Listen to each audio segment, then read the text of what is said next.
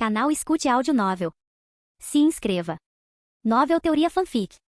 Fanfic Naruto, Akira Uchiha, o Gênio, Parte 6, Capítulo 50. A chegada de Ace na Vila do Moinho de Vento transformou a tranquila cidade costeira em um festival da noite para o dia. Assim que a notícia se espalhou, as pessoas invadiram o centro da vila rindo, gritando e chamando pelo nome dele. Churrasqueiras foram acesas, barris de bebida alcoólica foram trazidos para fora e as mesas ficaram repletas de suco, pão e carne. Desde crianças de 3 anos correndo descalças pela multidão até idosos de 80 anos apoiados em suas bengalas, todos compareceram. Naquela noite, Ace foi praticamente forçado a beber. Embora a bebida tivesse uma porcentagem baixa de álcool, ainda era álcool. Risadas ecoaram pela Vila do Moinho de Vento até altas horas da noite e pela primeira vez, até Ace se permitiu relaxar, cercado por rostos familiares. Mas o ambiente na manhã seguinte estava longe de ser festivo. Até os bandidos das montanhas tinham descido. Dadan estava lá de braços cruzados, sentado entre os aldeões. Todos piratas, bandidos, aldeões, crianças, estavam reunidos em frente a um grande telão montado ao ar livre. O que se desenrolava diante deles era a guerra.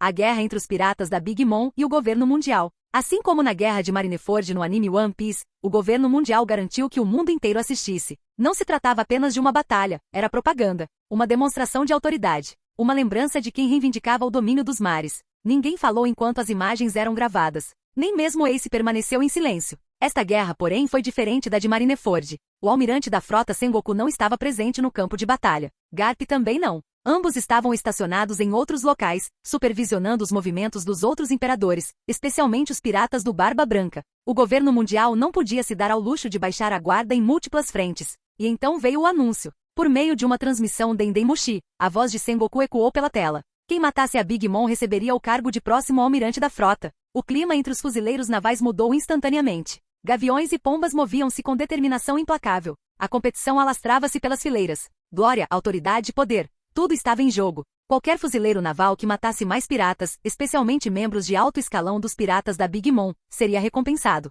O campo de batalha não estava apenas encharcado de sangue. Estava impregnado de ambição. Uma hora se passou, e nesse curto período de tempo, o campo de batalha entre os piratas da Big Mom e os fuzileiros navais se transformou completamente. Do ponto de vista da Big Mom, a fila era assustadora. A própria Big Mom estava no centro de Totuland, apoiada por seus 4 comandantes doces, Katakuri, Smooth, Cracker e Snack. Abaixo deles estavam inúmeros oficiais superiores, ministros e um exército que parecia interminável. Existiam também dezenas de grupos piratas do Novo Mundo afiliados aos piratas da Big Mom. As próprias ilhas estavam vivas. Omis surgiam da terra, do mar e do céu, comida viva, terreno animado, tempestades conscientes e armas nascidas de almas. Totuland não era mais um lugar, era uma arma. Os fuzileiros navais, por outro lado, chegaram com força esmagadora. 3 almirantes lideraram o ataque, Akainu, Aokiji e Kizaru. Atrás deles, 15 vice-almirantes e quase 70 mil soldados da marinha de diversas patentes se avistavam. Navios de guerra estendiam-se pelo horizonte, seus canhões prontos para disparar, suas bandeiras tremulando ao sabor dos ventos violentos. Este foi o maior conflito direto entre piratas e o governo mundial em décadas.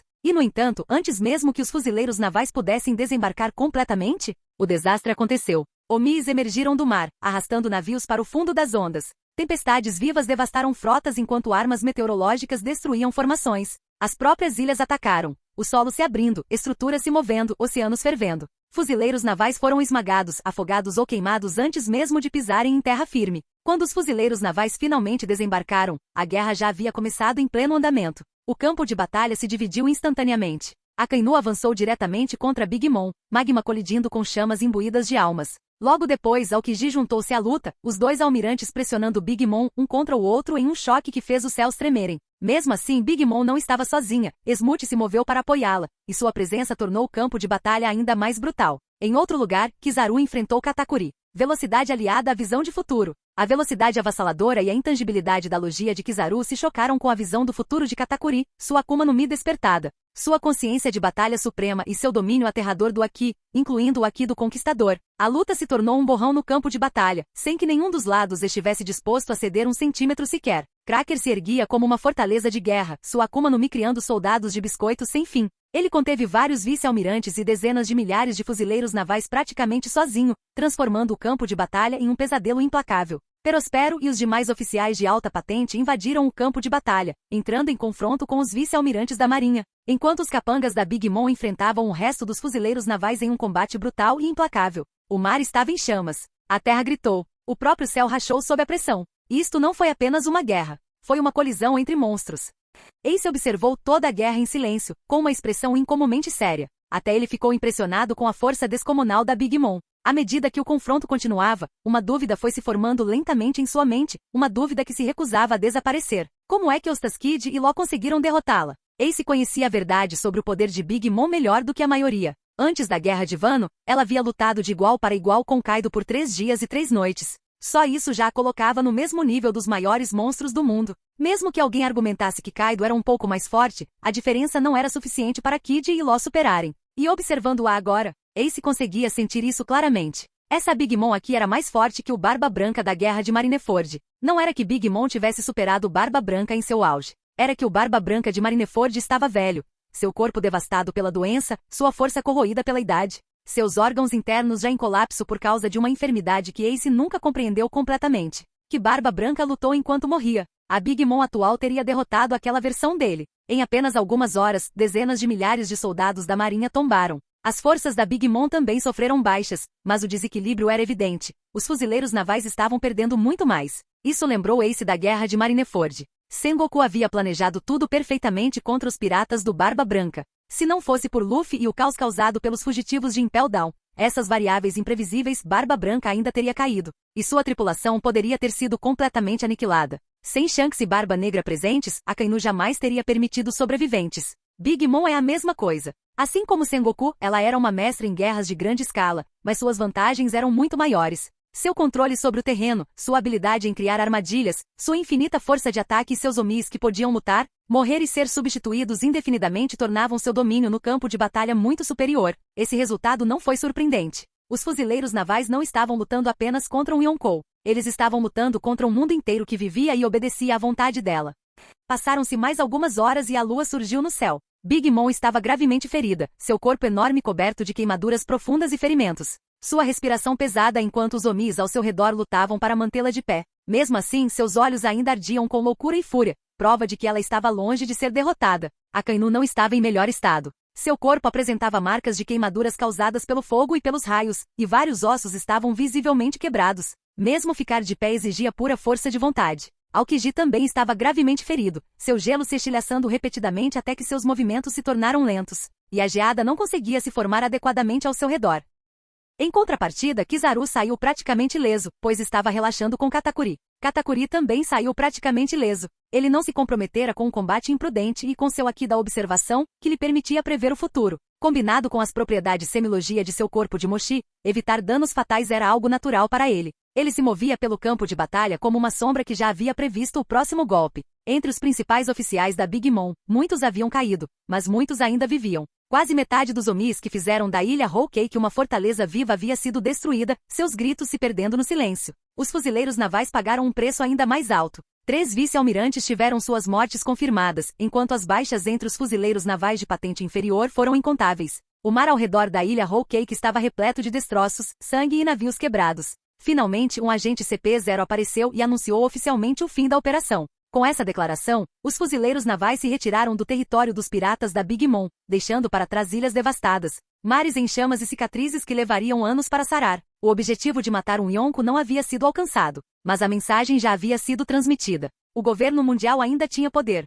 Notícias vindas do mar em breve chegaram também. Kaido das Feras, que havia ameaçado abertamente ajudar Big Mom, foi interceptado por Shanks, o Ruivo, antes que pudesse deixar Wano, e após horas de conflito entre eles. Finalmente chegou às ilhas Whole Cake. Ninguém sabia se tinha sido um acordo feito às escondidas entre Shanks e o governo mundial. E assim a guerra entre o governo mundial e os piratas da Big Mom chegou ao fim. Capítulo 51. Um mês depois. Mar do Sul, Ilha Baterila. A ilha de Baterila permanecia tranquila sob o sol da tarde. Ace e sua tripulação estavam hospedados lá, na ilha onde Ace havia nascido, a terra que carregava o peso de uma verdade que poucas pessoas no mundo conheciam. Após ouvir a história completa do nascimento de Ace, o clima ao seu redor ficou pesado. Alguns membros da tripulação já conheciam fragmentos da história, mas muitos a ouviam pela primeira vez. O nome Gold Roger tinha um peso demasiado grande. O sacrifício, o segredo, os meses de silêncio e o preço pago por inocentes. Ninguém falou por um tempo. Até o mar parecia mais calmo, como se respeitasse o silêncio. Nesse instante, o chamado familiar ecoou pelo ar. Notícias, notícias. Um jornaleiro sobrevoou o local antes de descer. Ace, instintivamente, estendeu a mão, pagou pelo jornal e o pegou. Querendo quebrar o clima pesado, ele passou os jornais para os outros. Mas no momento em que Ace leu a manchete, Ele congelou. Seus olhos se arregalaram ligeiramente. A manchete dizia: a pior geração de piratas, os piratas do chapéu de palha. Zoro atacou os dragões celestiais. Tripulação dispersa pelo mundo pelo Shichibukai, Bartolomeu Kuma. Os tripulantes ao redor de Ace suspiraram ao continuarem a leitura. Ace abaixou o jornal, olhando fixamente para o horizonte. Ace franziu ligeiramente a testa, com o olhar ainda fixo no mar distante. Porque os dragões celestiais ainda vagavam pelo arquipélago Sabaldi? Talvez tenha sido arrogância. A arrogância cega e absoluta de pessoas que acreditavam que nada neste mundo poderia tocá-las. Criaturas criadas para se considerarem deuses, convencidas de que não importa o caos que abalasse os mares, elas permaneceriam intocáveis. Ou talvez fossem simplesmente idiotas. Ou, os olhos de Ace se estreitaram ligeiramente. Talvez eles tenham pensado que este era o momento perfeito. Após a guerra do governo mundial contra Big Mom, após a demonstração de poderio e autoridade militar, talvez os dragões celestiais acreditassem que sua posição estava mais segura do que nunca, que ninguém ousaria desafiá-los agora. Ou pior, talvez fossem isca. Uma isca para atrair outro rebelde. Alguém tolo ou desesperado, o suficiente para atacar um dragão celestial. Alguém que o governo mundial pudesse esmagar, capturar ou executar publicamente para lembrar ao mundo quem realmente o governava. Ace expirou lentamente. E então havia algo mais. O relatório mencionava Zoro, e somente Zoro. Nenhuma menção a um incidente em uma casa de leilões.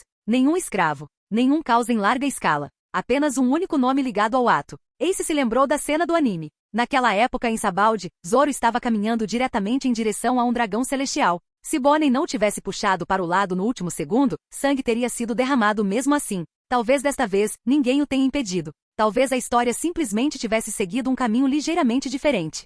Ace soltou um suspiro lento e dobrou o jornal, seu interesse já se dissipando. Ele não se importava muito com isso. Luffy e os outros precisavam de tempo, tempo de verdade. 2 anos inteiros para treinar, crescer e entender o quão cruel o novo mundo realmente era. Nesse sentido, isso não foi uma tragédia. Foi uma bênção. Ace olhou em volta. As sobrancelhas de Yamato estavam ligeiramente franzidas, e o resto da tripulação tinha expressões preocupadas. Vendo isso, Ace sorriu um sorriso tranquilo, confiante e familiar. Não importa, disse ele calmamente. Eles ainda estão muito fracos para viajar para o novo mundo agora. Isso é até bom para eles. Ele fez uma pausa e depois continuou. Pelo menos agora eles não vão se precipitar e começar a atacar os 4 imperadores assim que eles chegarem. Os piratas de espadas trocaram olhares constrangidos. Eles entendiam muito bem esse sentimento. Outrora, eles também acreditaram ser os escolhidos, os favorecidos pelo próprio céu. Fortes, especiais, destinados. Eles desafiaram os piratas do Barba Branca com essa crença, e ficaram completamente arrasados. Apenas o capitão deles, Porgas de Ace, conseguiu lutar contra Jinbe por 5 dias e 5 noites.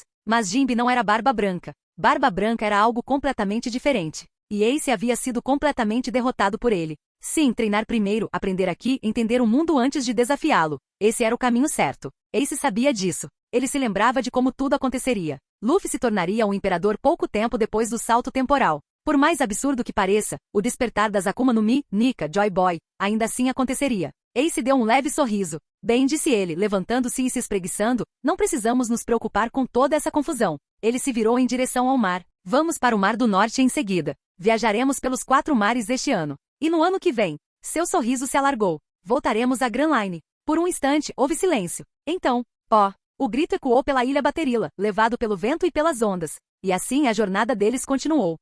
7 meses depois. Mar do Oeste, Ilha das Serpentes Gêmeas. 7 meses se passaram tranquilamente. Quando os piratas Spade chegaram à Ilha das Serpentes Gêmeas, sua viagem pelos 4 mares já estava bem encaminhada. Para a maioria da tripulação, essa ilha era apenas mais uma parada na jornada, mais um porto, mais um conjunto de ruas, mais uma cultura para explorar. Mas para Ace, era diferente. Esta ilha era importante, porque em algum lugar deste reino vivia um homem que no futuro se tornaria um almirante da marinha. Isho, o espadachim cego que mais tarde ficaria conhecido mundialmente como Fugitora. No momento, porém, ele não passava de um guarda-costas. O motivo era simples, e quase ridículo. Isho havia perdido tudo que possuía em jogos de azar. Sem dinheiro e com dívidas se acumulando, ele foi forçado a trabalhar como guarda-costas do reino. Mais tarde, o governo mundial o notaria, compraria suas dívidas com uma quantia absurda e o recrutaria para a marinha. Esse futuro ainda não havia acontecido. E era exatamente por isso que Ace estava ali. Talvez ele só quisesse vê-lo com os próprios olhos. Talvez ele quisesse testar sua força. Ou talvez, só talvez, ele quisesse convencê-lo a não se alistar nos fuzileiros navais.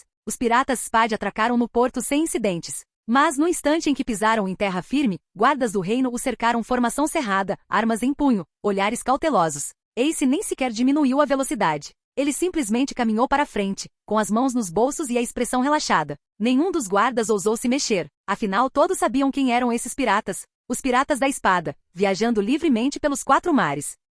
Seu capitão Porgas the Ace era o comandante da 2ª divisão dos Piratas do Barba Branca, o homem mais forte dos Piratas do Barba Branca depois do próprio Barba Branca, e ao lado dele caminhava Yamato, a filha de Kaido. Nenhum reino sozinho poderia se dar ao luxo de provocar monstros como esses. Então os guardas se afastaram passo a passo, permitindo que Ace e sua tripulação passassem. Assim, sem mais nem menos, os Piratas de Espadas entraram nas ruas da Ilha das Serpentes Gêmeas. Eles provaram pratos locais, riram de sabores desconhecidos e exploraram as especialidades da ilha como viajantes comuns, como se não fossem piratas cujos nomes pudessem abalar os mares. Mas por trás do sorriso descontraído de Ace, ele estava procurando para um espadachim cego que ainda não havia escolhido seu caminho. No dia seguinte, Ace finalmente o encontrou. Ishi estava sentado sozinho em um pequeno restaurante à beira da estrada, comendo calmamente uma tigela de macarrão soba. Sua postura era relaxada, os hachis firmes, os movimentos lentos, nada nele sugeria perigo à primeira vista. Mas Ace imediatamente pressentiu algo mais. Sentado em frente a Ishi estava outro homem. Seu rosto estava completamente escondido sob um manto, mas a pressão que ele emanava era avassaladora.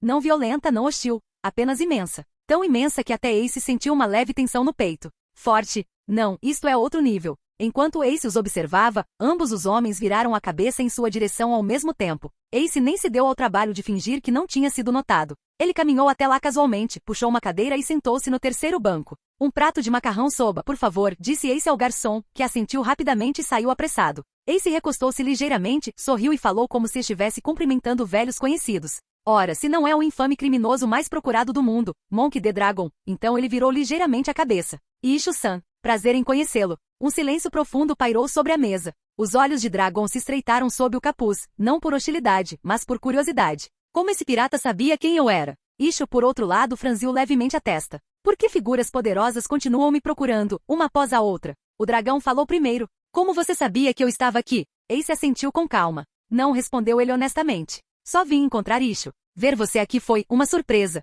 Dragon observou Ace por um instante, depois relaxou. Ele não fez nenhum movimento para sair, nem demonstrou preocupação. Afinal, Dragon sabia quem era Ace. Neto adotivo de Garp. Filho de Barba Branca. Por laços de parentesco, ou pelo menos por destino, Ace poderia até ser considerado seu sobrinho, embora os dois nunca tivessem se encontrado antes. Ace falou novamente de repente. Ei, Sabó está com você? Dessa vez, o dragão congelou. Sua expressão mudou ligeiramente. Ace percebeu a confusão e continuou. Sabó, Luffy e eu fizemos um pacto de irmãos quando éramos crianças, disse Ace casualmente. Mas no dia em que Sabó partiu para o mar, os dragões celestiais atacaram seu navio. O aperto do dragão se intensificou quase imperceptivelmente. Ouvi dizer que você o salvou, continuou Ace. Mas ele perdeu a memória. Então, eu estava pensando se poderia conhecê-lo. Por um instante, Dragão ficou em silêncio. Então, após uma breve pausa, ele falou. Passarei sua mensagem para Sabó, disse Dragon em voz baixa. Ele mesmo entrará em contato com você. Ace deu um leve sorriso. Já chega. Durante os 10 minutos seguintes, a mesa permaneceu em silêncio.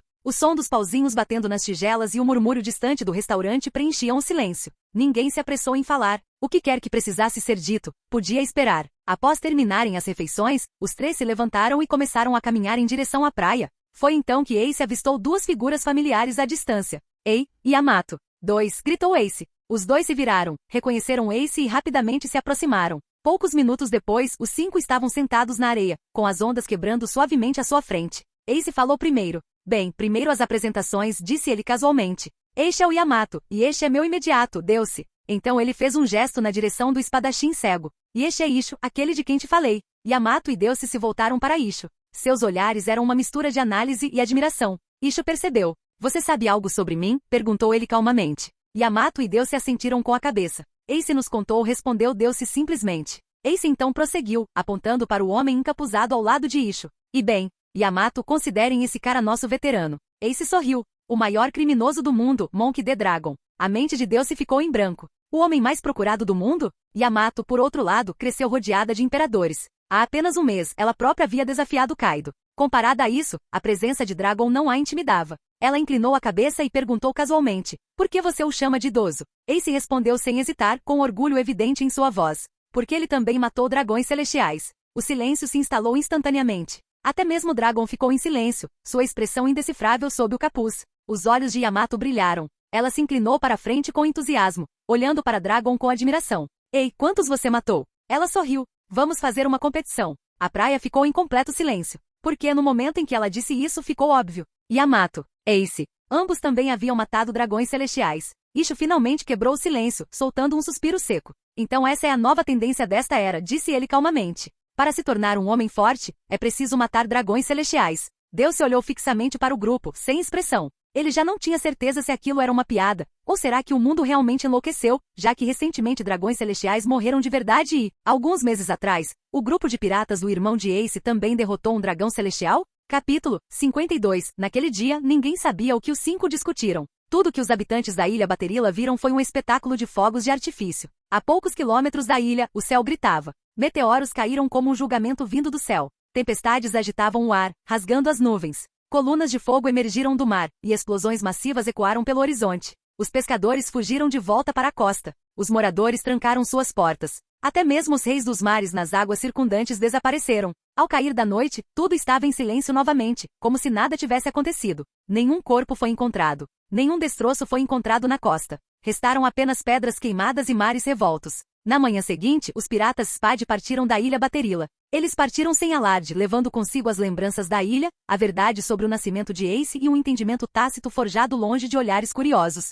E assim, de repente, passou-se 1 ano e meio. Arquipélago de Sabaldi, Ace estava sentado no topo das raízes de um enorme mangue, com o jornal aberto nas mãos. Só a manchete já foi suficiente para prender sua atenção. O governo mundial declara guerra a um dos 4 imperadores, os piratas do Barba Branca. Será que o governo mundial prevalecerá ou os piratas do Barba Branca sobreviverão a mais uma tempestade, como sempre fazem? Um leve sorriso surgiu nos lábios de Ace, mas havia algo diferente em seus olhos. Algo pesado. Algo que ninguém mais conseguia ver. Não havia mais nenhum membro da tripulação dos piratas Spade por perto. Nem o Yamato. A tripulação já havia retornado aos piratas do Barba Branca. Quanto a Yamato, Ace olhou para o horizonte distante na direção de Wano e sorriu suavemente. Nesse instante, um grito de pânico ecoou pelo arquipélago. Os piratas do Chapéu de Palha chegaram. Chamem reforços. Cerquem a ilha. Ace dobrou o jornal. Então eles estão aqui. Ele se levantou e começou a caminhar em direção às docas. Não demorou muito para encontrá-lo. Atracado no porto estava um navio brilhante e desconhecido, o Thousand Sunny. Ace sorriu.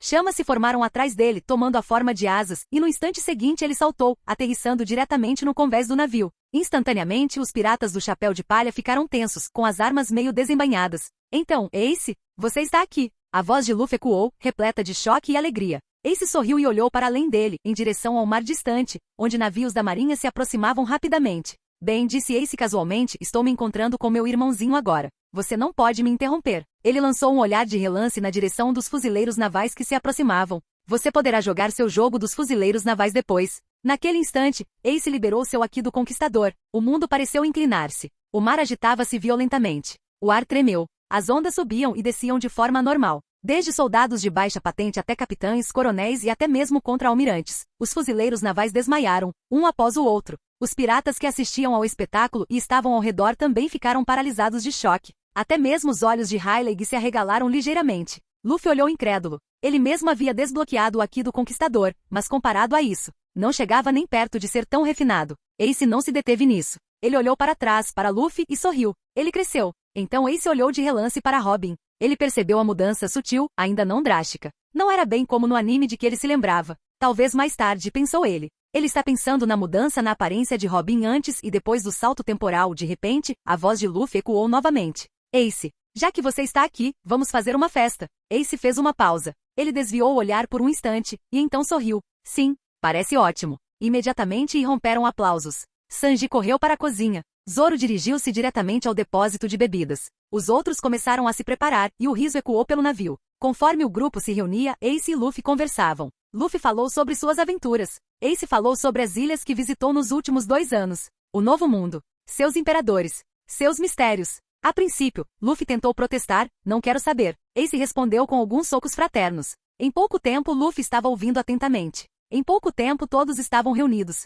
Zoro escutou atentamente as histórias de espadachins poderosos. Sanji se animou ao ouvir histórias sobre chefes lendários e restaurantes famosos. Nami concentrou-se nos fenômenos climáticos aterrorizantes do Novo Mundo. Os olhos de Usopp brilharam ao ouvir histórias sobre Elbaf, o antigo rei, e o príncipe Loki, que certa vez fora derrotado e aprisionado por Shanks, o ruivo. Luffy inclinou-se para a frente quando o nome de Shanks surgiu. Já fazia muito tempo que ele não via. Risos, comida e histórias preenchiam o Thousand Sunny, ao pôr do sol sobre Sabaldi. 1 hora depois, quando a festa estava chegando ao fim, Sanji e os outros estavam limpando o convés. Ace estava ao lado de Luffy, com a brisa do mar acariciando seus rostos. Luffy, disse Ace baixinho, eu conheci Sabó. Luffy congelou. Ele se virou lentamente para Ace, com os olhos cheios de confusão. Ace prosseguiu calmamente. Sabó sobreviveu. Naquele dia, ele saiu para o mar sozinho. Os dragões celestiais chegaram. Eles dispararam balas de canhão contra o navio dele. Luffy cerrou os punhos. Bem na hora em que Sabó estava prestes a se afogar, disse Ace. Seu pai o salvou e o levou para o quartel-general do exército revolucionário. Ace fez uma pausa por um instante. Por causa desse incidente, Sabó perdeu a memória. Ele não conseguia se lembrar de nós, nem de nada do que aconteceu antes. Os olhos de Luffy tremeram. Mas agora, disse Ace suavemente, ele está curado. Eu o conheci há um ano. Lágrimas brotaram nos olhos de Luffy e logo transbordaram. Ace deu um leve sorriso enquanto observava. Ele se lembrou de um ditado. O ápice da felicidade é chorar. A personificação da tristeza é o riso. Talvez fosse mesmo verdade. Luffy enxugou o rosto e riu em meio às lágrimas. Se for esse o caso, então Ace, um dia, nós três poderemos beber juntos novamente. Ace ficou em silêncio. Ele ergueu o olhar para o céu. A pausa deixou Luffy inquieto. Então, quando nos encontramos? Perguntou Luffy rapidamente. Você tem o número do Dendemushi do Sabó? Ace sorriu. Eu faço. Ele enfiou a mão na bolsa que carregava consigo, tirou um pedaço de papel dobrado e entregou a Luffy. Luffy a segurava como se fosse o maior tesouro do mundo. Ace olhou para ele e disse, vem aqui. Luffy deu um passo à frente. Ace estendeu a mão em direção ao peito de Luffy. A 5 centímetros de distância, ele parou. Uma pequena chama surgiu diante da palma da mão de Ace. O tempo passou. A chama tornou-se mais densa, mais brilhante, sua energia comprimindo-se para dentro. A tripulação ficou em alerta, e a tensão aumentou no ar. Mas ninguém se mexeu. Eles confiavam em Ace. Quanto a Luffy, ele estava cutucando o nariz. Ace deu uma risadinha. Quando achou que era o suficiente, Ace empurrou a chama comprimida para a frente. Atingiu o peito de Luffy e desapareceu. Proibido queimar. Sem explosão. O fogo simplesmente desapareceu dentro dele. A tripulação olhou em choque. Ace sorriu. Luffy, disse ele, esse é o meu ataque mais forte na minha forma base. Se você estiver em perigo, use-o. Luffy deu um largo sorriso. Obrigado, Ace. Ace desviou o olhar novamente com uma expressão distante. Então, como se lembrasse de algo, bem, Luffy, disse ele, acho que já está na hora de eu ir embora. Luffy não tentou impedi-lo. Asas flamejantes se espalham das costas de Ace. Ele se elevou no ar. Ei, Luffy, gritou Ace. Você tem um projetor? Ou uma TV? Frank respondeu imediatamente. Super, conseguimos um. Ace assentiu com a cabeça. Ótimo. Conecte ao canal do Morgans. Vou te mostrar um fogo de artifício. Os olhos de Luffy brilharam ao ouvir a palavra fogos de artifício, mas, de repente, uma sensação ruim invadiu seu peito. Ace olhou diretamente para ele. Luffy, disse ele suavemente, esta é a nossa despedida final. Não chore depois que eu partir. Cuide-se. Antes que Luffy pudesse responder, Ace desapareceu no céu como um foguete lançado. A sensação sinistra só aumentava. Frank, disse Luffy com urgência, configure. Agora, conecte ao canal do Morgans. Ao perceber a seriedade de Luffy, Frank assentiu imediatamente. Momentos depois, uma enorme tela de 100 polegadas estava instalada no convés do Thousand Sunny. A transmissão começou. E seja lá o que Ace quisesse dizer com fogos de artifício, estava prestes a abalar o mundo. Canal Escute Áudio Novel. Capítulo 53. Enquanto Ace preparava seus fogos de artifício em outro lugar, Onigashima estava banhada pela luz das tochas e pelo barulho ensurdecedor da embriaguez. Yamato estava sozinho em frente a uma tela enorme. Não havia nada ali. Sem imagem. Sem som. Sem sinal. Apenas um retângulo escuro e silencioso refletindo seu rosto. Seus olhos não demonstravam nenhuma excitação, apenas uma mistura silenciosa de tristeza, raiva e determinação, firmemente entrelaçadas.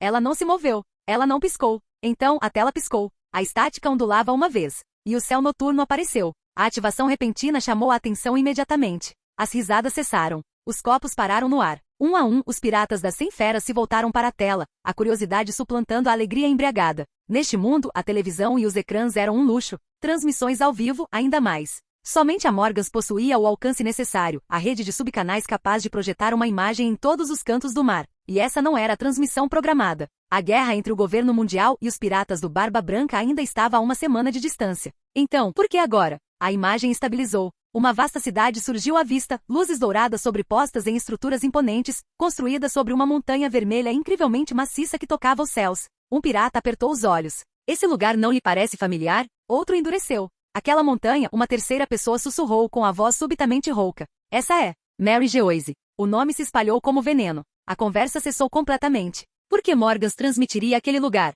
Isso foi um anúncio? Uma declaração? Um aviso do governo mundial? Passos pesados ecoavam pelo chão. O rei e a rainha chegaram após ouvirem a comoção, e sua presença abafou o restante do ruído. Queen ajustou os óculos com os olhos fixos na tela. Ora, ora, murmurou ele. King não disse nada a princípio. Ele observou a imagem. O momento. O silêncio. Então, ele se virou bruscamente para um subordinado que estava próximo. Chame Kaido-sama, ordenou King. Diga a ele que Morgans está prestes a mostrar algo incomum. O pirata assentiu com a cabeça e saiu correndo. Então o olhar de King mudou de direção. Aterrissou em Yamato. Ela estava parcialmente coberta, se misturando às sombras, mas a aura ao seu redor era estranha. King estreitou os olhos. Esse aqui, ele já havia sentido isso antes. Não veio de um inimigo. Ele se virou para o mesmo pirata, agora com a voz mais fria. E diga a Kaido-sama, acrescentou King, que um convidado chegou. Território pirata do Barba Branca, Ilha da Esfinge, tochas brilhavam intensamente contra o céu noturno, a música ressoava como ondas e risos ecoavam de uma margem à outra. O cheiro de carne assada e álcool forte impregnava o ar, trazido pela brisa marítima. Foi uma celebração. E todos sabiam por quê. Uma guerra estava a caminho.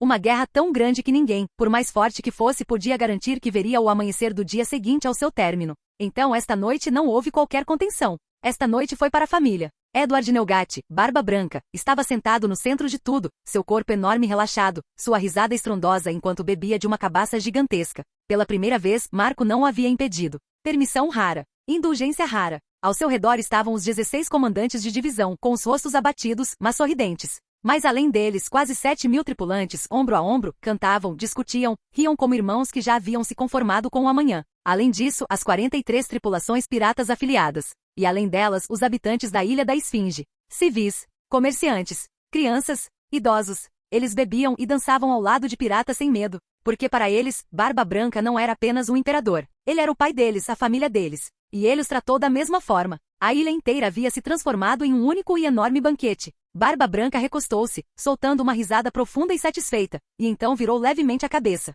Oi, disse ele, com a voz rouca mas afetuosa. Doutor, Deus se enrijeceu um pouco e deu um passo à frente. Onde está Ace? Barba Branca tomou outro gole com os olhos semicerrados. Já faz um ano que aquele pirralho não dá as caras. Tic, foge, viaja pelo mundo e agora, ele bufou. Acabou se envolvendo com a filha do Kaido de todas as pessoas. Alguns comandantes próximos deram risadinhas. Antes que Barba Branca pudesse continuar, Tic, a voz de Marco interrompeu, preguiçosa, mas incisiva. Aquele cara, disse Marco dando um gole em sua bebida, fugiu com a filha do Kaido e se esqueceu de nós. Uma pausa. Então Marco esboçou um leve sorriso irônico. Mas acho que os parabéns são merecidos. O riso se espalhou em ondas. Barba Branca deu uma gargalhada alta, o som fazendo o ar vibrar. Gurararara. Esse é o meu filho para você. Em todo o mundo, telas gigantescas ganharam vida. Em praças movimentadas. Em frente a tabernas barulhentas. Nos territórios de piratas, revolucionários e fuzileiros navais. As pessoas pararam no meio do passo. As conversas cessaram. As xícaras congelaram a meio caminho da boca. A música falhou.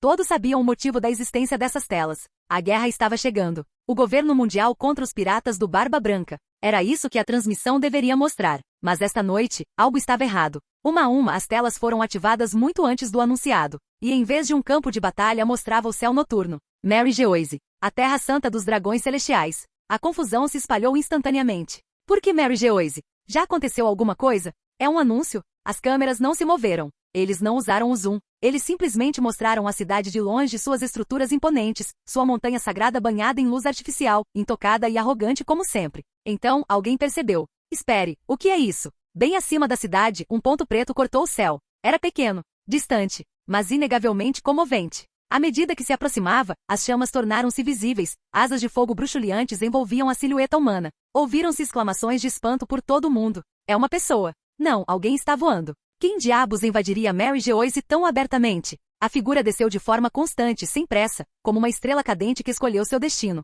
As chamas ardiam com mais intensidade na escuridão. E pela primeira vez, o mundo inteiro sentiu isso. Uma pressão inexplicável. Um aperto no peito. A sensação de que algo irreversível estava prestes a acontecer. Acima de Mary Geoise, meia hora havia se passado desde que Ace deixara o Thousand Sunny. Agora ele pairava diretamente sobre a Terra Santa, com chamas se espalhando atrás dele, mantendo-o firme contra o ar da noite. Dessa altura, Mary Geoise era linda. Ace não negou. Edifícios de mármore branco estendiam-se infinitamente, suas bordas adornadas com ouro que refletia as luzes artificiais da cidade. Ruas largas brilhavam limpas e intocadas. Fontes jorravam suavemente a água capturando o brilho como se fosse vidro líquido. Jardins cuidadosamente traçados preenchiam os espaços entre as construções, perfeitos e controlados, cada folha em seu devido lugar. A cidade inteira parecia irreal, como algo exposto atrás de um vidro em vez de habitado. Ace sabia a verdade. Ele sabia o que se escondia sob aquelas ruas. O sangue. As correntes. O sofrimento que nunca chegava à superfície. E ainda assim, ele se viu admirando aquilo. Lá de cima, a sensação era de um distanciamento impossível em relação ao resto do mundo. Intocável. Elevado acima de tudo e de todos. Ace sabia disso, mesmo tendo trabalhado a vida inteira em seu mundo anterior. Mesmo tendo dado tudo de si, ele jamais teria permissão para morar aqui. O pensamento surgiu sem ser convidado. E então outra veio em seguida. Pensando no que ele estava prestes a fazer com este lugar, Ace sentiu uma leve e inquietante sensação de prazer. Ele franziu a testa. Ele balançou a cabeça bruscamente, como se tentasse afastar o próprio pensamento. Não, murmurou ele. Não é isso. Chamas tremeluziam atrás dele, em resposta à sua inquietação. Não é porque eu queira destruí-la, disse Ace em voz baixa. É porque esta cidade está errada. Porque foi construída sobre o mal. Porque precisa ser detida. Ele expirou lentamente. Não consigo pensar assim. Por um instante, ele pairou em silêncio, contemplando a cidade impecável lá embaixo. Então, mais silenciosamente, eu nem sequer aterrissei ainda, e meus pensamentos já estão a mil. O olhar de Ace endureceu. Agora entendi, disse ele. Este lugar corrompe todos que nele vivem. Absorto em seus próprios pensamentos, Ace mal percebeu quando suas asas se moveram. Com um único e preguiçoso movimento de bater as asas, ele começou a descer. Não rápido. Não agressivo. Ele desceu com uma facilidade quase casual, como alguém passeando por um jardim no início da manhã, sem pressa, despreocupado, como se fosse uma cidade qualquer sob seus pés. As chamas o carregaram suavemente. Quando ele chegou a 100 metros da cidade, ele sentiu isso. Olhos afiados. Os suspeitos. Os incrédulos. Os curiosos, os raivosos, os hostis. Eles o pressionavam por todos os lados. Ace não se deu ao trabalho de identificá-los. Podiam ser moradores finalmente olhando para cima. Soldados do governo escondidos nos telhados. Agentes da Cypherpol já se posicionando. Ou algo completamente diferente. Não importava. Ele diminuiu a velocidade da descida, inspirou profundamente e deixou o ar se acomodar em seus pulmões. Então ele falou. Sua voz se fez ouvir. Não apenas do outro lado das ruas de Mary Geoise, mas através de cada tela, cada ilha, cada mar onde a transmissão chegou. Cães do governo mundial. Eu, Porgas de Ace, desci trazendo a salvação pelos pecados que vocês cometeram. Se ainda restar algum resquício de vergonha em suas almas, purifiquem seus pescoços e curvem-se. Aqueles que se ajoelham perante o julgamento são obrigados a fazê-lo. Sofrerão menos quando os portões do inferno se abrirem para eles. Por um instante nada aconteceu. Não em Mary Geoise. Em lugar nenhum. O mundo pareceu congelar, como se precisasse de tempo para processar o que acabará de ouvir. Quem ousaria? Quem invadiria abertamente a Terra Santa? Zumbar dos dragões celestiais? E declará-los pecadores na mesma frase? Do outro lado do mar, as pessoas ficaram boquiabertas. Em ilhas distantes, piratas olhavam fixamente para as telas. Até mesmo Luffy, observando de longe, sentiu o peito apertar, os olhos brilhando com algo perigosamente próximo da admiração. Então, começou. A cidade agitou-se. Vilas de luxo se abriram de repente, e figuras em trajes espaciais saíram para as varandas e terraços. Dragões celestiais emergiram ao ar livre, com rostos contorcidos em descrença. Então fúria. Depois a curiosidade. Não tenha medo. Não tenha medo. Eles encaravam a figura solitária que descia do céu como se fosse um inseto que tivesse voado perto demais de algo sagrado. Ace finalmente alcançou o chão. As chamas atrás dele desapareceram. No instante em que suas botas tocaram um mármore branco, o espaço ao seu redor se contraiu. Agentes apareceram silenciosos, precisos, disciplinados. Operativos da Cypherpol do exército e os protetores particulares dos dragões celestiais. Eles não atacaram. Em vez disso, eles o cercaram. Não por misericórdia. Por precaução. Eles reconheciam o rosto dele. Eles sabiam o nome dele. Eles sabiam da recompensa associada a isso. Um homem como esse não podia ser tratado com imprudência, não ali, não entre aquilo que eles consideravam precioso. O objetivo deles era claro. Segure-o. Atrasar a passagem dele. Espere por alguém mais forte. Ace olhou em volta para o círculo que se formava ao seu redor. Então ele sorriu. Lentamente, ele inclinou a cabeça para cima, elevando os olhos em direção ao céu acima de Mary Geoise, em direção às telas que o observavam, em direção ao mundo que prendia a respiração. Ótimo, disse ele suavemente. Então, despertar proibido. O ar mudou de direção. O calor distorceu o espaço ao seu redor. A voz de Ace baixou, firme e definitiva. Hacking térmico.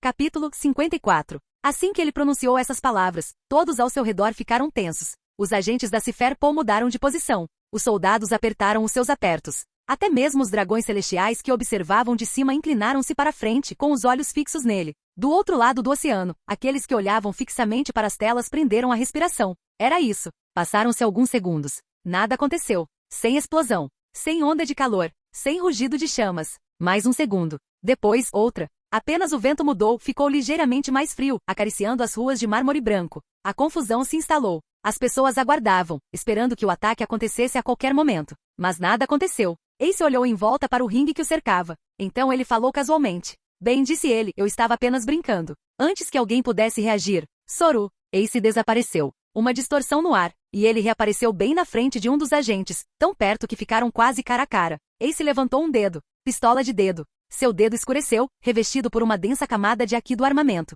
Não houve preparação. Sem aviso prévio. Ace simplesmente deu um passo à frente e enfiou aquele único dedo no pescoço do agente. O agente da Cypherpol nem teve tempo de reagir. Ouviu-se um som abafado. Então, um buraco se abriu completamente na garganta do agente da Cypherpol número 4. Ele desmaiou instantaneamente. Morto. Por meio segundo, o local ficou em silêncio. Então tudo explodiu. No instante em que o corpo atingiu a bolinha de gude, todos entenderam. Não se tratava de um impasse. Isso foi uma briga. Os agentes se movimentaram imediatamente. Ordens foram gritadas. A formação se desfez quando os operativos da Cypherpol atacaram por vários ângulos. Soru, Hank Yaku. Pistola de dedo voadora. Retorno à vida. Figuras surgiam como borrões pelas ruas, dedos estalando em gestos de assassinato, balas disparando de armas, lâminas reluzindo enquanto cercavam Ace por todos os lados. 18. Vendo-os avançarem contra ele, de espadas a membros revestidos de Aki, Ace sentiu isso. Excitação. Caminhada lunar. Ele impulsionou-se do chão, elevando-se no ar com elegância. No mesmo movimento, ele girou o corpo e estendeu a perna para fora.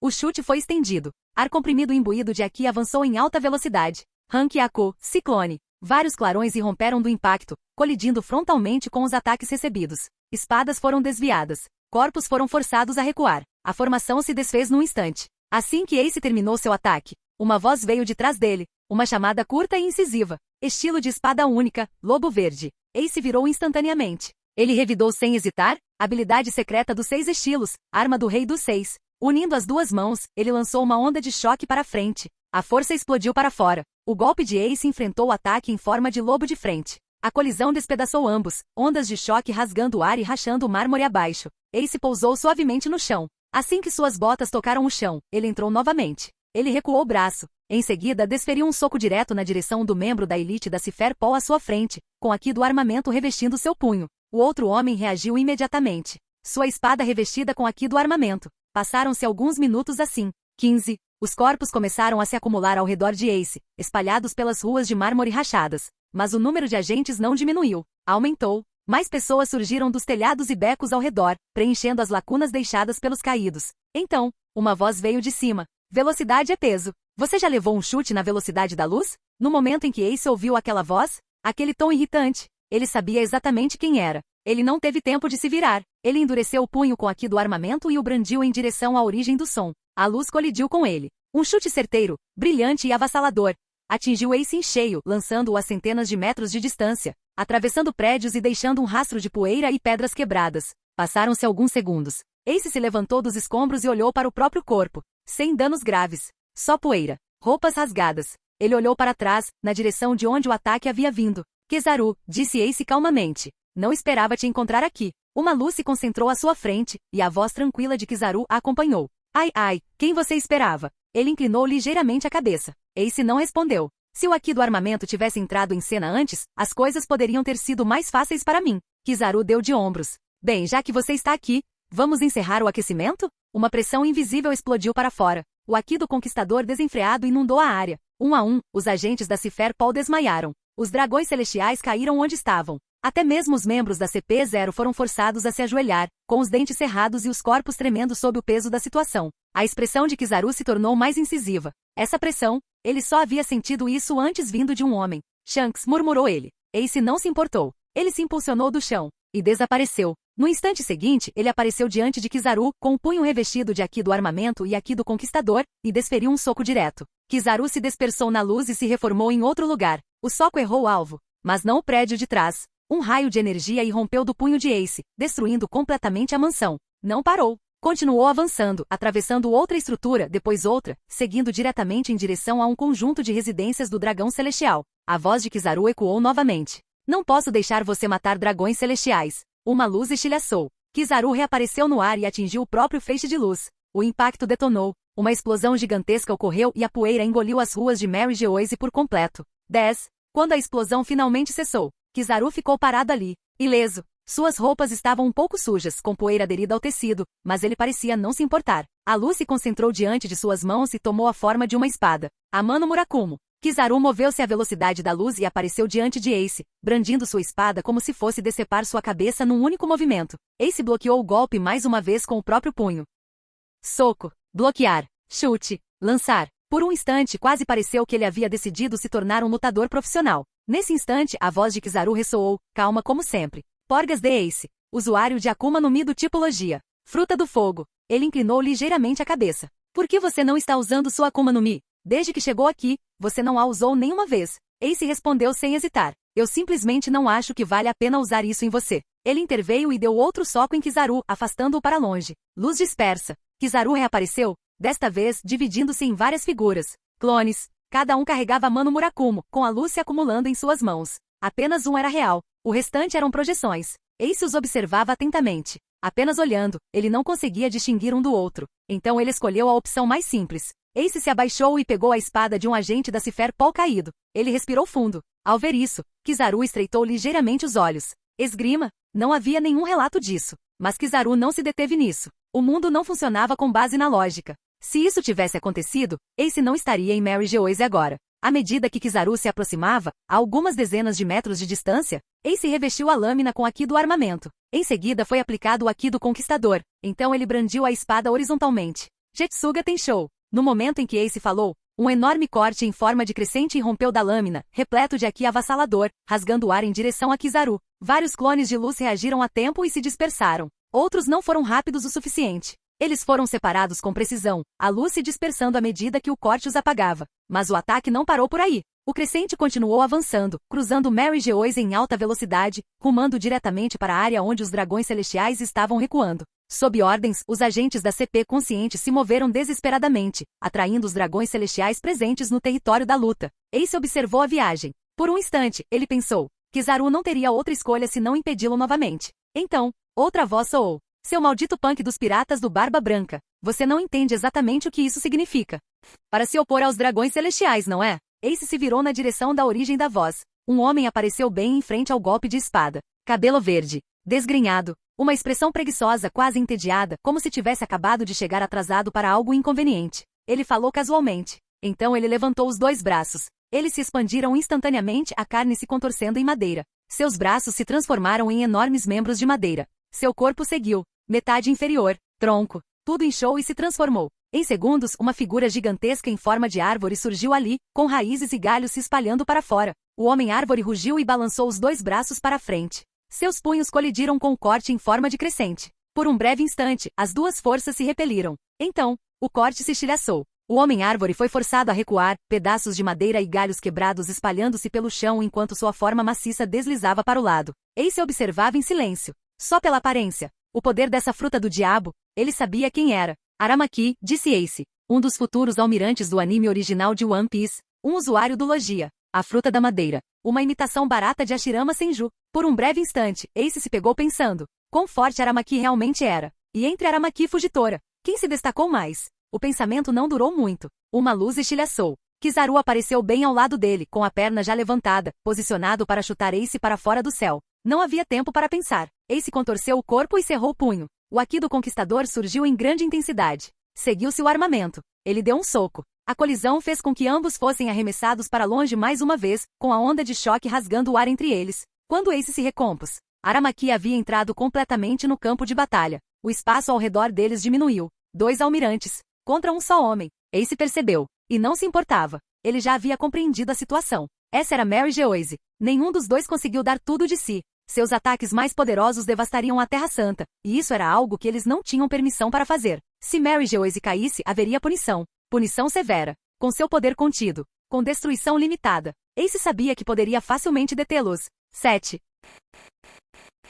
Capítulo 55. Passaram-se mais 3 minutos. Para uma batalha entre um caça de nível imperador e almirantes, alguns minutos não deveriam ter significado nada. Nesse intervalo, eles nem deveriam ter trocado muitos golpes sérios. Mas após apenas 3 minutos, tanto Aramaki quanto Kizaru ficaram sérios. Não foi por causa da força bruta de Ace. Havia algo mais errado. O ar estava ficando mais frio, não abruptamente mas gradualmente. Como se o inverno estivesse se instalando silenciosamente. Sim, o clima na Grand Line era imprevisível. Verão num instante, inverno no seguinte. Mas Mary Geoise era diferente. Localizado acima da Headline, seu clima era controlado, estável. Não apresentava flutuações como essas. E essa mudança só começou depois que Ace chegou. Ambos os homens fortes com nível de almirante sentiram isso. O instinto lhes dizia que Ace estava envolvido, mas a lógica se recusou a concordar. Ace era usuário de Logia, a fruta do fogo. Mesmo uma Logia de fogo despertada deve transformar seus arredores em um domínio em chamas, o calor aumentando, o dano crescendo, as chamas persistindo. Mas estava acontecendo exatamente o contrário.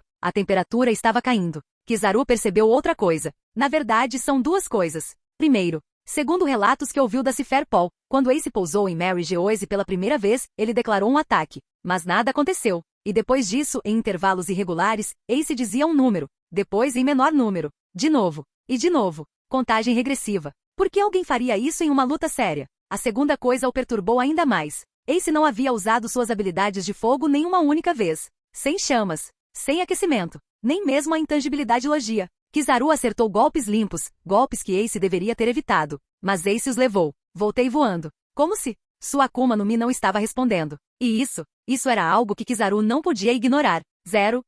Passaram-se mais 2 minutos. Começou a nevar do céu. -11. Ace disse calmamente. Isso foi o suficiente. Kizaru entendeu. Esses números não foram aleatórios. Eram temperaturas. E isso só tornou a situação mais anormal. Nesse instante, Kizaru sentiu um movimento. Até então, com o Aki da observação, ele havia sentido muitas presenças ao redor de Mary Geoise, monstros, lutadores próximos ao seu nível, outros um pouco mais fracos. Todos eles estavam escondidos, assistindo, esperando. Mas agora, 4 figuras saíram para o campo aberto e começaram a caminhar em direção ao campo de batalha. A presença deles era marcante. Então, uma voz ressoou ecoando claramente pelo ar frio. Almirante Kizaru, Cavaleiro Aramaki. Você tem permissão. Permissão para se envolver sem restrições. Agora você pode combater o intruso com toda a sua força. Capturem-no o mais rápido possível. Uma pausa. Também iremos ajudar.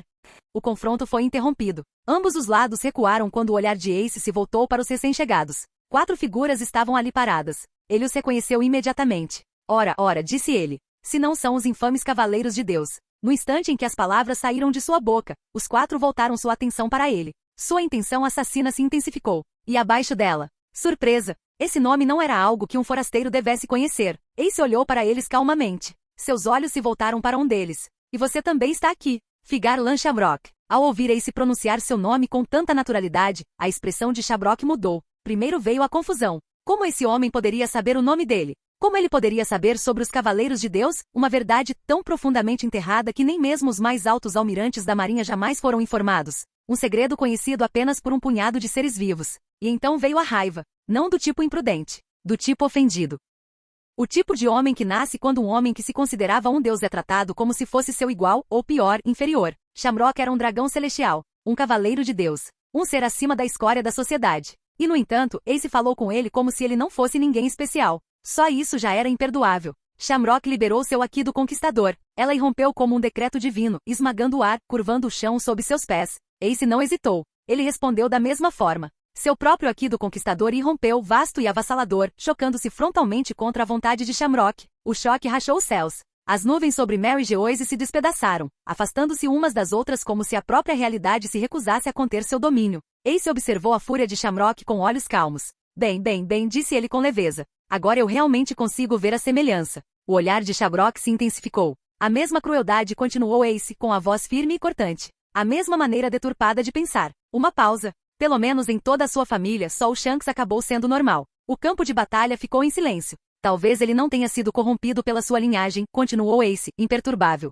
Ou talvez ele simplesmente se recusou a apodrecer como todos vocês. Um choque percorreu todos os presentes. Shamrock, no entanto, estalou os dedos. Sua fúria explodiu. Num único movimento ele desembainhou a espada e desapareceu, reaparecendo diante de Ace enquanto desferia um golpe com a intenção de parti-lo ao meio. Ace deu um passo à frente. Seu punho já estava recuado, o Aki do Conquistador rugindo, o Aki do armamento envolvendo-o firmemente. Soco e lâmina se encontraram. Eles não se tocaram. Alguns centímetros os separavam. No entanto, a pressão era insuportável. O ar gritava. O chão sob seus pés se estilhaçou quando suas vontades colidiram, nenhum dos dois conseguindo repelir o outro. Ace falou novamente, sua voz calma mesmo em meio à tempestade. Não sei se você realmente desconhece a verdade, disse ele. Ou se você é um monstro de sangue frio. Os olhos de Shamrock tremeram. Seu pai matou sua mãe quando você tinha apenas 1 ano de idade, na ilha Vale dos Deuses, em Mar do Oeste, continuou Ace friamente. Silêncio. Ele te abandonou, assim como seu irmão. Deixou vocês dois para morrerem. O mundo pareceu parar. Você deveria agradecer ao dragão, disse Ace.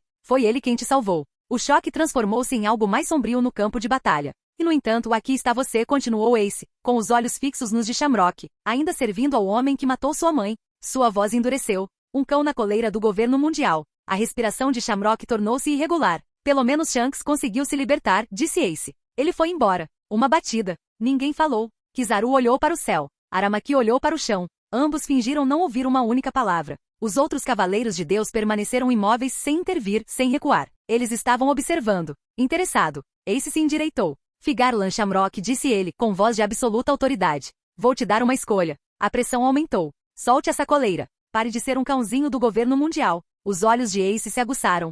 Ou morrer. Ace parecia um deus, julgando o mortal e apresentando-lhe uma escolha. Por dentro, no entanto. Será que falei demais?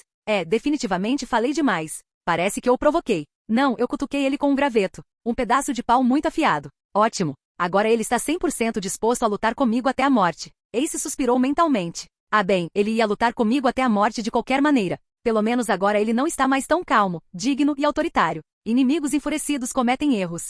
Seguiu-se outro pensamento estranhamente filosófico. Acho que um grande cara disse uma vez. Antes de derrotar um inimigo, você precisa derrotá-lo psicologicamente. A primeira batalha contra o inimigo não se trava no campo de batalha, mas sim em sua mente. Ace fez uma pausa. Eu o derrotei psicologicamente? Uma batida. Não faço ideia. Mas com certeza o deixei furioso. Enquanto Ace estava perdido em seu monólogo interior, e Shamrock planejava cortá-lo em 1000 pedaços, dar os pedaços para um cachorro comer, e cortar o cachorro em 1000 pedaços e repetir o processo 1000 vezes, lá fora, o mundo parecia um lugar completamente diferente. Sol. Luffy, sentado em algum lugar com uma mistura de excitação e preocupação, ficou momentaneamente atônito. Não pelo espetáculo dos movimentos incríveis de Ace ou pela luta entre Ace e os almirantes, mas pela revelação sobre Shanks, sua história, sua ligação com os dragões celestiais. Para Luffy nada disso importava, ser um dragão celestial ou não, a linhagem sanguínea não definia uma pessoa, apenas o seu coração. Ele estava apenas triste depois de ouvir a história de Shanks e o conflito em sua família. Bem longe dali, no território dos piratas do Barba Branca, na Ilha da Esfinge, reinava o silêncio. Barba Branca estava sentado no centro da cidade, com os olhos fixos na enorme tela à sua frente. A raiva fervilhava sob sua aparência calma, não por Shanks ser um dragão celestial, nem por sua ligação com os Cavaleiros de Deus, mas por causa de Ace. Ace. Seu filho havia ido a Mary Geoise, o próprio reduto do governo mundial, onde se encontravam os guerreiros mais poderosos, e escolheu enfrentá-lo sozinho. Ace não pediu permissão. Não solicitou reforços. Ele se lançou em uma batalha contra forças muito superiores. E Barba Branca, observando da Ilha da Esfinge, estava impotente para intervir imediatamente. Uma onda de frustração o invadiu. Mesmo que se esforçasse ao máximo, por mais rápido que se movesse, levaria mais de um dia para chegar a Mary Geoise. Essa impotência só alimentava sua fúria. Mesmo assim, ele observaria. Cada ferimento que Ace recebesse, cada golpe do governo mundial, ele gravaria em sua memória. E se Ace caísse, o governo mundial pagaria pessoalmente. Barba Branca compreendeu a determinação de Ace. Ele entendeu porque seu filho lutava até a morte.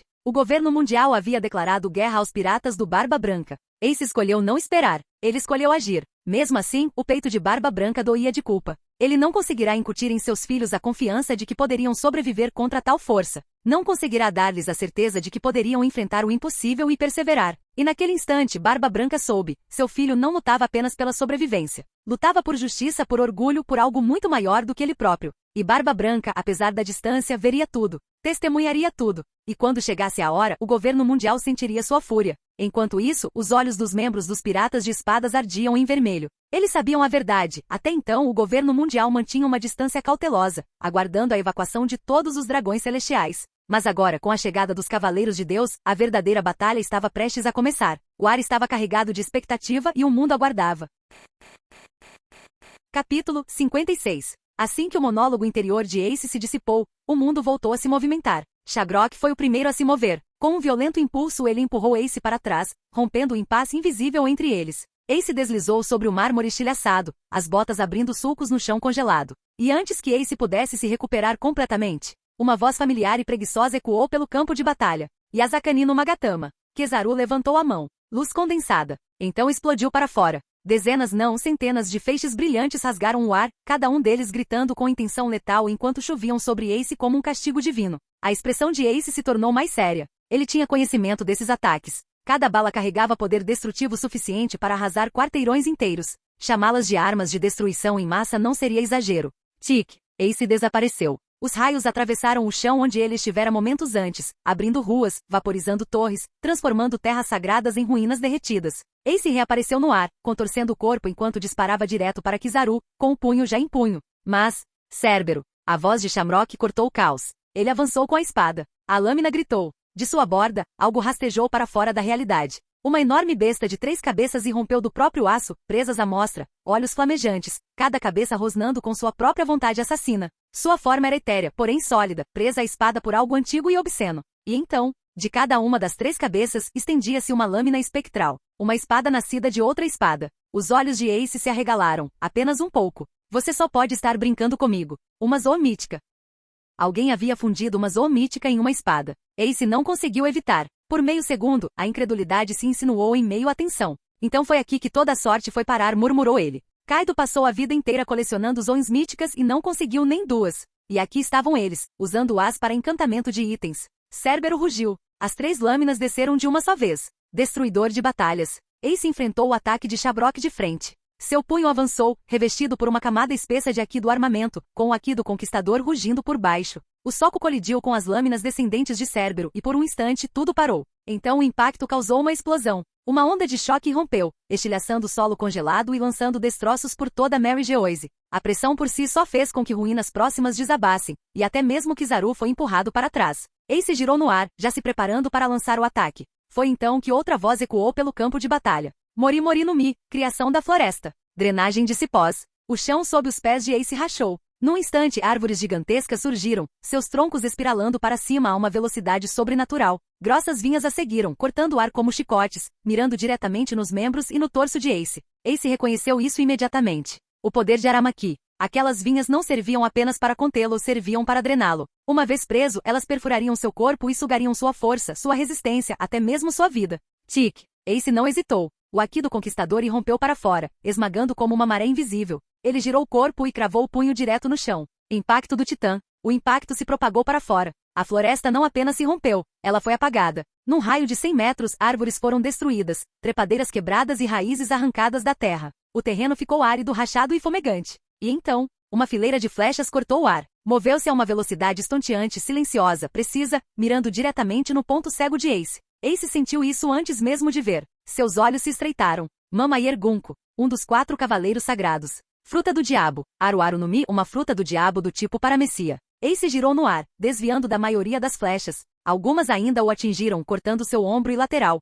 Mas ele não diminuiu o ritmo. Comparado ao que estava por vir, aquele estrago mal se fazia notar. Uma gargalhada alta e zombeteira ecoou. Parece divertido. Shepherd Somers apareceu do nada. Caçada espinhosa. Vários espinheiros grossos e densos avançaram em direção a Ace como se quisessem empalá-lo. Inferno de lótus carmesim. Um leito de espinhos cercava o chão ao redor de Ace, como se quisesse restringir seus movimentos. E então, o ar mudou. Himoshifuki Lingon deu um passo à frente. Seu corpo se transformou, escamas se espalhando por sua pele enquanto um chifre se curvava em sua cabeça. Raios cintilaram fracamente ao seu redor enquanto sua forma se completava. Modelo de fruta do dragão, Kerin. Ace não tinha ideia da verdadeira força de Killingon, mas ele sabia o suficiente. Essa era a pessoa que conseguia fazer os outros dormirem. Sono não normal, sonhos e controle dos sonhos. Uma habilidade perigosa em qualquer luta. Tic, problemático, murmurou Ace. Não havia tempo para pensar mais nada. 6 inimigos. Sem espaço para respirar. Ace se moveu. Ele desapareceu, reaparecendo entre eles, golpes de punho e perna em rápida sucessão.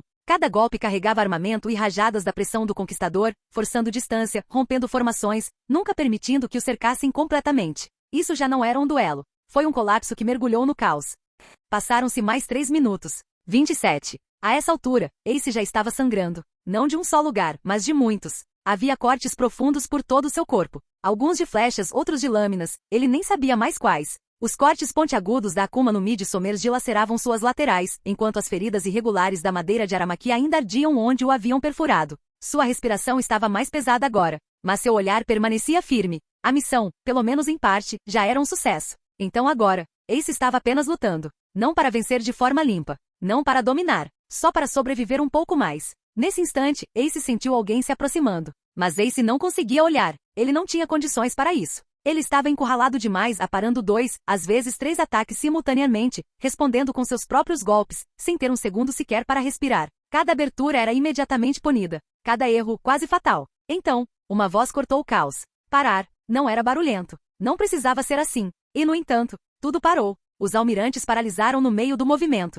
Os cavaleiros sagrados interromperam seus ataques. Até o ar parecia ter parado. Ace cambaleou para trás meio passo surpreso e finalmente se permitiu olhar. 6 figuras estavam ali paradas. Ele não precisava de aqui da observação. Ele não precisava de apresentações. Um único olhar foi suficiente. Os 5 anciãos. E ao lado deles, o atual comandante em chefe dos Cavaleiros Sagrados. Os olhos de Ace se estreitaram ligeiramente. Uma expressão de confusão passou rapidamente pelo seu rosto. Por que eles interromperam a luta? Por que agora? Mas se eles não estivessem atacando? Ace não estava reclamando. Ele se endireitou com sangue pingando sobre o mármore congelado e não disse nada. Ele esperou. São Saturn deu um passo à frente. Sua mera presença fazia o ar gélido parecer mais pesado. Porgas de Ace, disse ele calmamente. Filho de Gold Roger. Em Mary Geoise todos os olhares se aguçaram. Estou disposto a poupar sua vida, continuou Saturn, com um tom comedido, quase misericordioso. Sob uma condição. Ace não se mexeu. Acabem com essa alteração de temperatura, disse Saturn. Restaurem Mary Geoise ao normal. No instante em que as palavras foram ditas, Ace entendeu.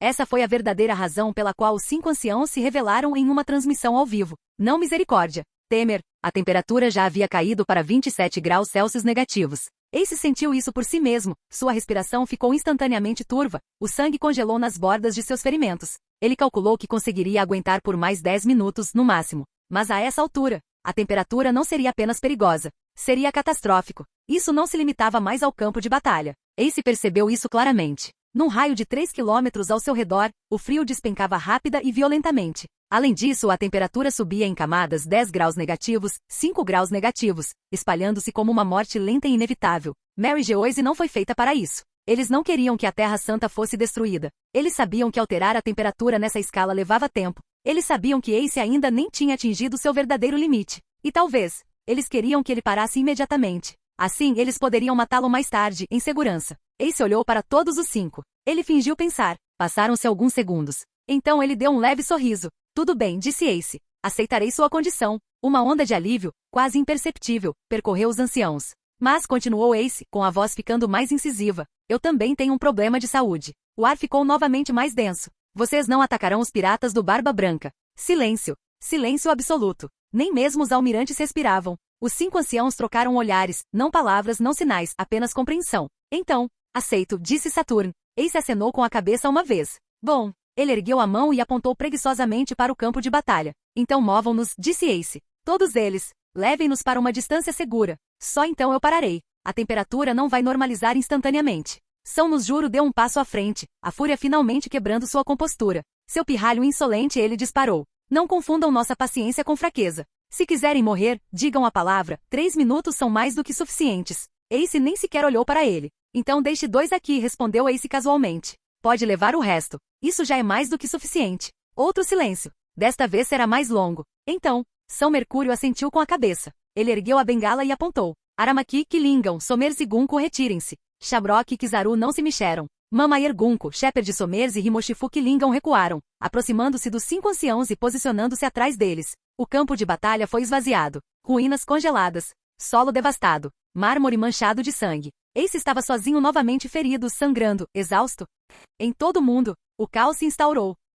Os telões ganharam vida em todos os reinos, em todos os mares, em todos os recantos escondidos onde ainda se ousava observar o governo mundial. A imagem era a mesma em todos os lugares, os 5 anciãos, revelados ao mundo, e as condições que haviam imposto. Retirar, não ataque. Negocie com um único pirata. Ninguém esperava por isso. Nem em 1000 anos alguém imaginaria que um pirata solitário pudesse forçar o governo mundial a se curvar, mesmo que por um instante. Até os veteranos mais endurecidos dos mares olhavam incrédulos. Alguns riram em triunfo, outros sentiram apenas pavor. Mentes brilhantes em todo o mundo perceberam isso imediatamente. Algo estava acontecendo na Terra Santa, algo que o governo mundial não podia permitir que continuasse. E assim, impuseram condições, forçando uma pausa antes da catástrofe. Se eles honrariam essas condições posteriormente, isso já era uma questão completamente diferente. Ninguém em sã consciência confiava no governo mundial, nem por um segundo. Na Ilha da Esfinge, os piratas do Barba Branca observavam em silêncio. Alguns aplaudiram. Eles beberam, riram, bateram os punhos num gesto de puro alívio, celebrando o fato de o governo mundial ter declarado que não os atacaria.